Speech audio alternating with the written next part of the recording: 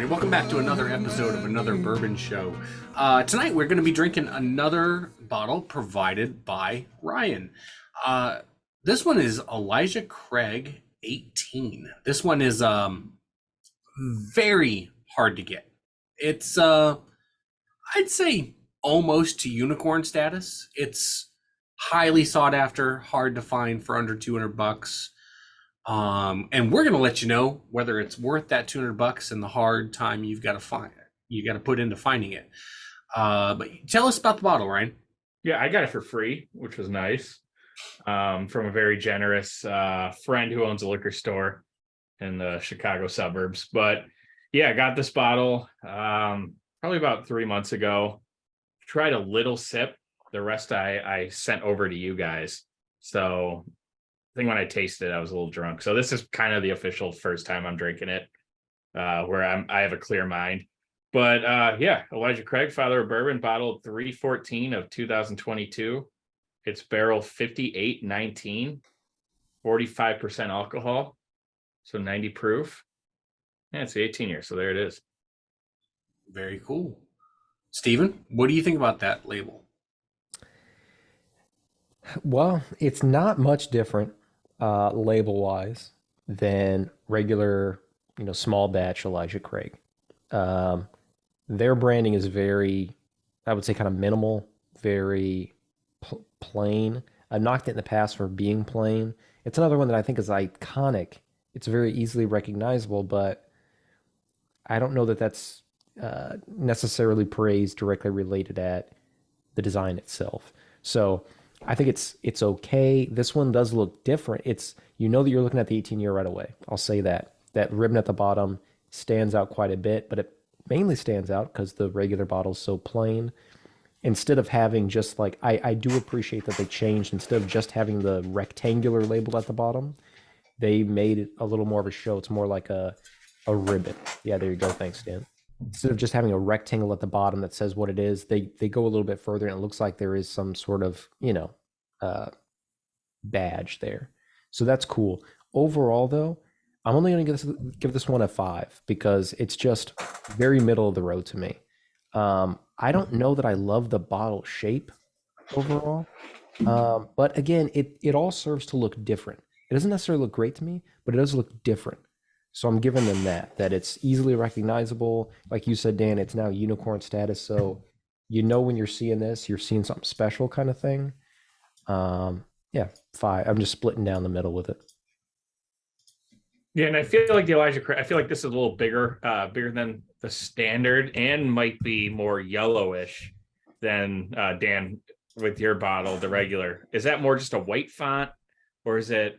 No, it's yellow. Is it the same? Okay, yeah.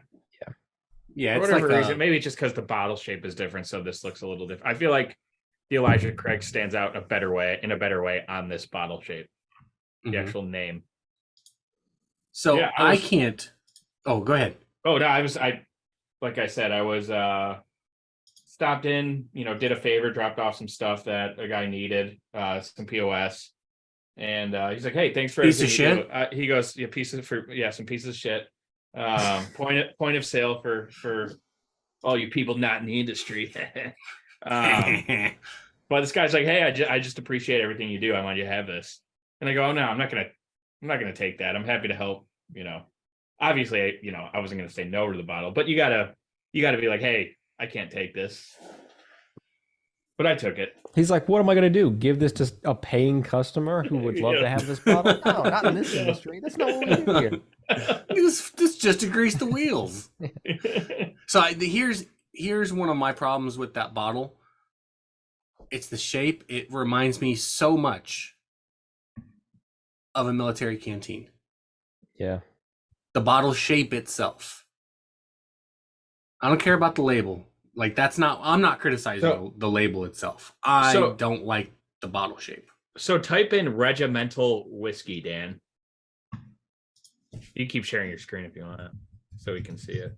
Regimental whiskey. When I find it, I'll share it again. Yeah. Okay. How does that one look?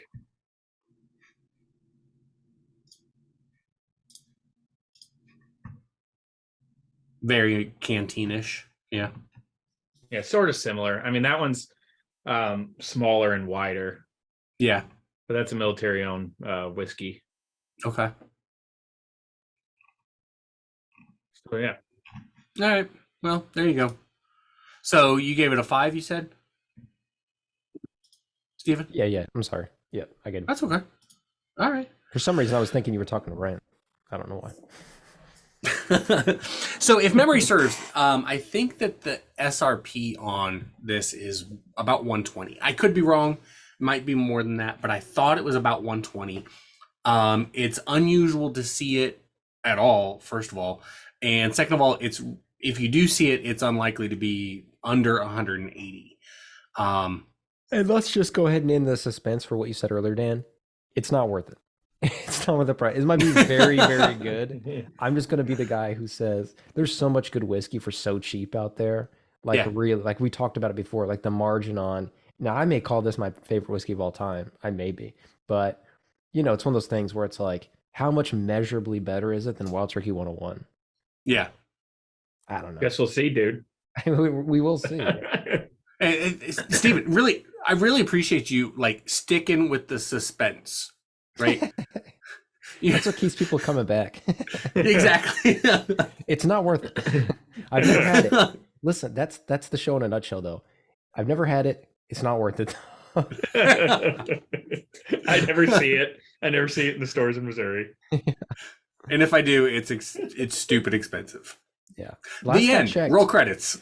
Last I checked, we are at least beyond having to win a lottery to get bourbon cream at some stores. At some Yeah. stores. Yeah, not all stores, just some. Yeah.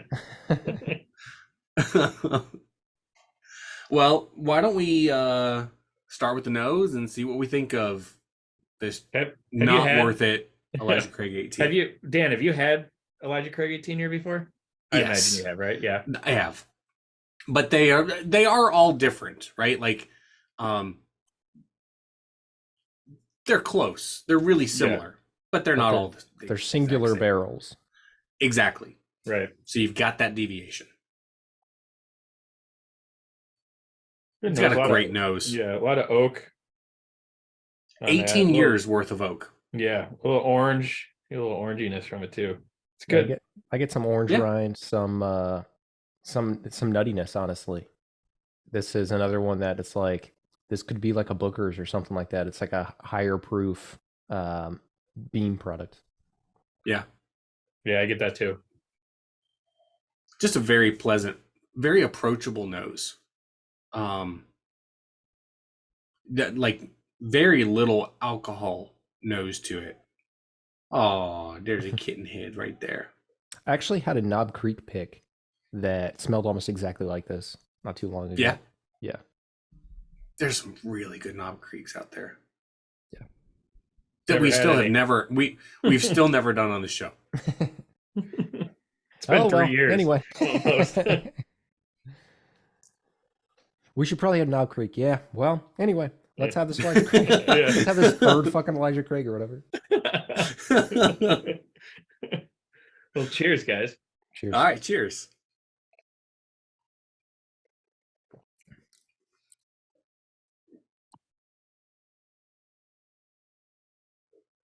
Very, very, very, very easy to drink.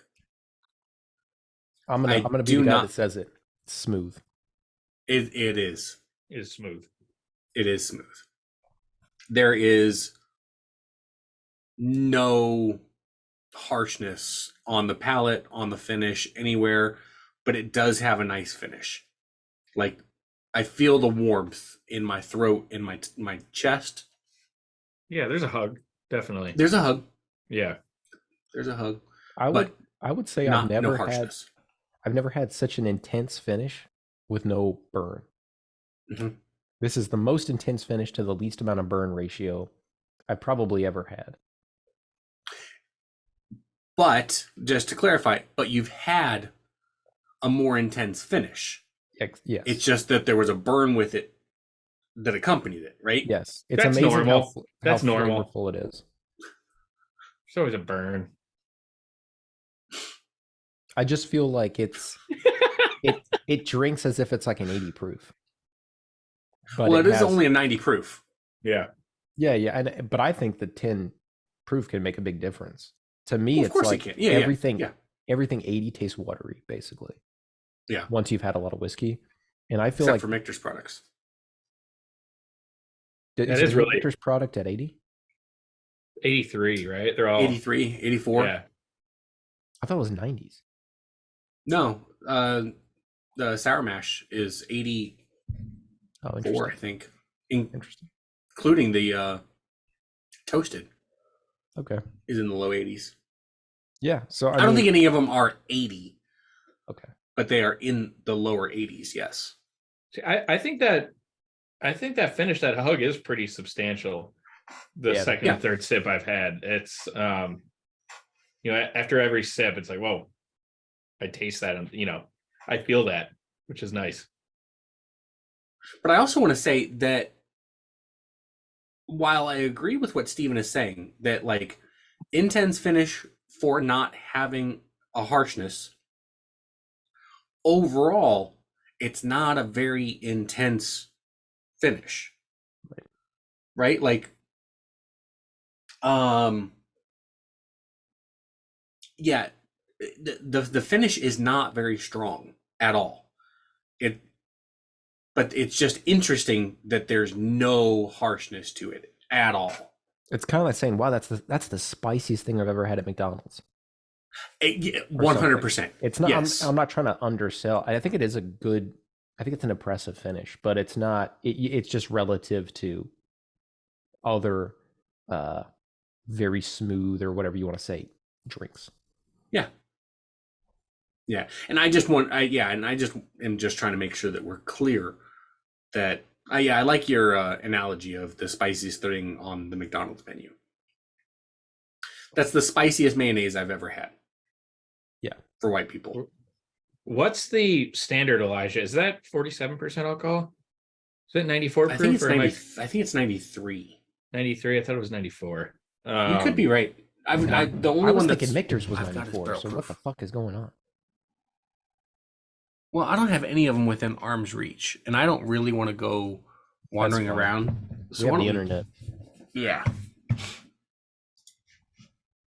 We're probably showing our age by even trying to look it up on something present. It's like, ugh, let me go get the E volume of the encyclopedia since we wanted to look that up. Craig. 47% ABV, So 94. 94. So this is Okay. lower than their standard. I will say this: I definitely prefer the toasted barrel. Yeah. Yeah. So I would think that the 18, I'm struck by how little oak there is on the palate for it having been in a barrel for 18 years. And I realized that like if it had been in a different barrel, it would have matured way before 18 years. But there's not a lot of oakiness to the whiskey, to the bourbon. It's got some sweetness to it. It's got like the defining characteristic is not sweetness. It's not complexity. It's not spice. It's smoothness. That's, to me, that's the singular defining characteristic of Elijah Craig 18, is that it's easy to drink. Not that it's full of flavor, not that it pops in your mouth, not that you savor it. It's that it's easy to drink. Do you think that's attributed to the high corn content mostly? No, I think that that's attributed to the fact that it went through the aging process for 18 years, and the wood, the barrel, took so many of the impurities out of the whiskey as it went into the grains of the wood and came back out of the grains of the wood and in and out, back and forth. That chemical process that occurs through that process made it to where it's just extraordinarily smooth. I'm shocked that it didn't extract more of the flavors, the tannins, the sugars, the all of the different chemicals that comprise oak. It didn't pull those out of the wood, or they proofed it down so low that you don't get them, and all you're really left with is a really remarkably smooth whiskey. Yeah, I thought it'd be a lot of oak. This is the oldest whiskey I've ever had. Most likely. Oldest whiskey? I don't think I've drank anything older than this before. Not even a Scotch. I mean, I guess Scotch. I don't really count that because I don't really like Scotch that much. But it's I guess okay. Excuse me, bourbon. Okay. Bourbon or rye. This is the oldest one I've had. Okay. So and a lot of knocks that you get, from some of the, 23-year-old Pappies and all that. It's just oak. That's all you taste. So I've heard that 15-year range is sort of the sweet spot. Anything past that is just very oaky and not great to drink. And that's definitely not the case with this one. Yeah. I'll chime in as well, going along with what you said, Ryan, about preferring the toasted barrel. I prefer the toasted barrel as well to this, and I think I prefer the barrel proof to it as well. And I on most days, I think I'd even prefer the small batch to this, which is maybe sacrilege, but I mean it's just more of what I look for typically, you know. That's not to say this is bad or really take anything away from it, but it definitely does reinforce that, like what I said earlier, that you're totally okay not chasing this one, I think, is my first reaction. Did you guys hear the news about Penelope? I didn't. Okay. To me, this is okay. First, I don't know what will and will not make it into the recording, of course, but I want to be on record saying congratulations to Penelope. They 100% deserve what happened, but they've been bought. And I find it fucking goddamned hilarious that they got bought, because Penelope got bought by MGP. Okay. Oh, wow. The reason that's so goddamned hilarious to me is that Penelope sources 100% of their whiskey from MGP. So MGP. So Penelope sold their product back to them. Yes. Pretty baller. Like, fucking, how mind-blowing is it that MGP bought a company that they supply to? Like, they could have just been like, when you pick barrels, like, tell us the next 5 years worth of barrels. Nope, we're not selling them to you. those are our fucking barrels. I wonder if eventually MGP is just going to be like, you know what, we're going to try to buy everyone we source to. And then just, like the main players of their sourced whiskey, and try to go that route. And then maybe decide, hey, we're really not going to source out to anyone anymore. We want to be a whiskey company. I don't know. But with Penelope has been doing just a fantastic job. Whenever I supply the next round of bottles, we're going to be drinking a lot of Penelope. Just throwing it out there, okay? But they've been doing a fantastic job. They source their whiskey from MGP and then they finish it, and that changes it completely, of course. And I know what MGP wanted was the name, right? Like, it's their own whiskey, but now they get the Penelope name, and Penelope gets to keep doing the same thing that they're doing. They're keeping their structure. They're keeping their group. It's just that the owners now give some of their profits to MGP, right? Like I still find it hilarious. But so that's why I'm saying congratulations to Penelope, but I just find it so fucking hilarious that they got bought by the people that they source 100% of their whiskey from.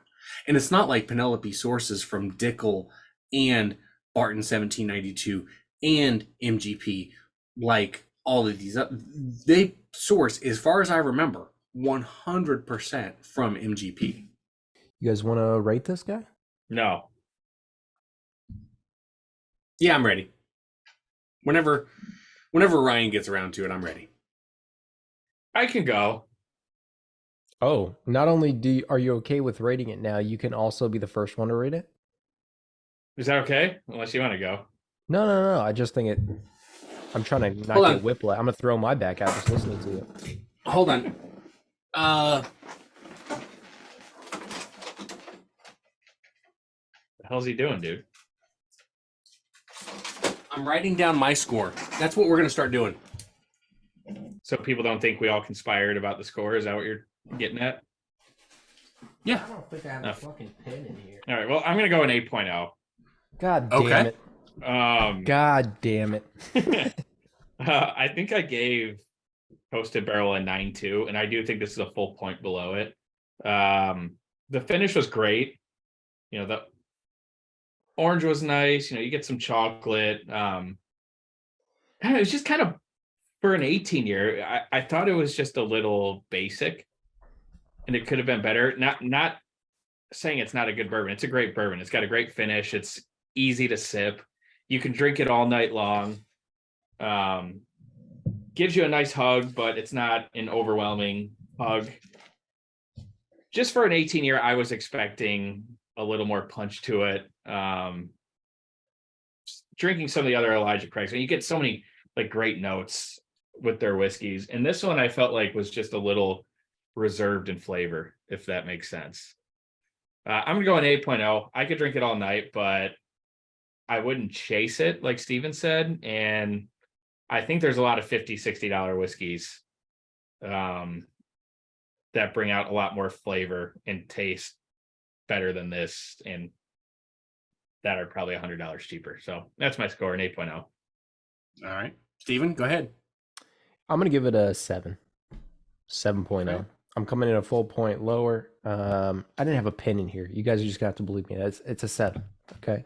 It's right. it's good. It's kind of like I feel like we've had stuff about the same proof that has tasted about the same quality wise. So not the exact same notes, maybe not the exact same nose, but the overall like experience is very similar to where if you had them in a blind, you might not be able to pick it out. I don't think there's any characteristics about this that are super strong that would hold up well in a blind in that way. So I can't imagine people drinking this and thinking it's bad. I can imagine a lot of people drinking this and thinking it's underwhelming, though. And that said, even with my 7, I'll stand by what I said earlier, which is I think a lot of people, you hand this to them, maybe even the majority of people, you hand this to them and they might call it a 10. They might call it may be one of their favorites. They'll be like, oh, it's totally worth it. They'll have this and then be telling other people about it, about how good it is and the tall tales about getting a bottle. But I just think that just speaks to the qualities that they're looking for and kind of what they built up in their head. But I knew before I even tasted that it just wasn't going to be worth that mythological, status that it's been given, which is no fault of the whiskey, by the way. Right. The juice itself is really good, but I think you said it already best, Dan. It's gone. There was so much time has passed with it that it maybe was its undoing in terms of losing a little bit of character. Sometimes you want it to have a little bit of an edge because that's what gives it character, in a way. So 7.0 for me. Thought it was good, but it just does not live up to the expectations that have been bestowed upon it. Sure. All right. My score, I don't know if you can, 6.2. I don't like it. Let me rephrase that. It's not that I don't like it. It's that it's fucking boring. That's the only thing I can say about it. It's fucking boring. It is white person's fucking potato salad. It is just boring. It's smooth. It's easy to drink. That is its only characteristic. That's its only saving grace. It is, I'm going to put it out there. It does not have much more flavor than Jim Beam White Label. When you sip it, it doesn't have very much more pop, more complexity, more sweetness. Matter of fact, I would say Jim Beam White Label is sweeter, in fact. You don't get the complexity. It's not as harsh as Jim Beam White, which is why I give it a 1.2 points over our 5.0. But it's just boring. And I do agree with what you said, Stephen, is that I could see some people saying that this is a 10. I could see that. Boring white people.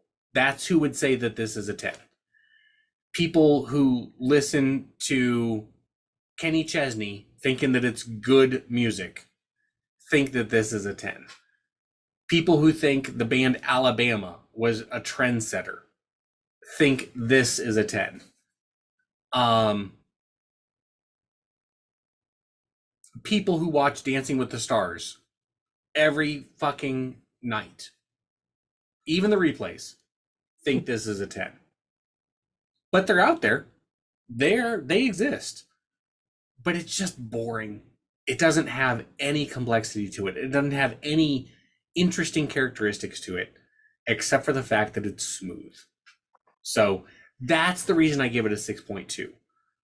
If I had a bottle of it, it would be one that I would make sure was out when people were over, so that they could try it, right? Like, so that they could experience it, because it is so hard to find.